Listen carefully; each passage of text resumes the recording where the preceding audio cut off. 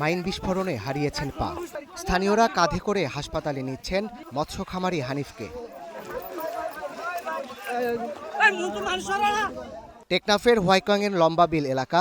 সকালে নাফ নদীর তীরবর্তী এলাকায় চিংড়ি ঘেরে কাজ করতে যান হানিফ। সেখানেই মাইন বিস্ফোরণের ঘটনা ঘটে।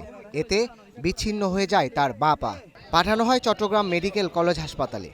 নাফ নদী থেকে মায়ানমার বর্ডার থেকে এখানে 1 কিলোমিটার ভিতরে এখান থেকে ওনার একটা মাইন বিস্ফোরণ হয়েছে।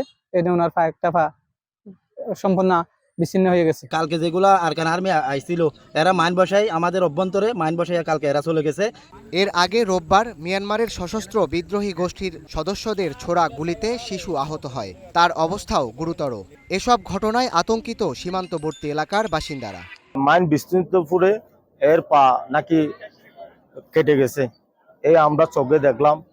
এর আমরা সুস্থ বিচার চাই প্রশাসনের কাছে। এদিকে শিশু আহতের প্রতিবাদে মানববন্ধন করেছেন এলাকাবাসী। দাবি জানিয়েছেন সীমান্তে নিরাপত্তা আরও জোরদারের। Sadat Shahed, star news.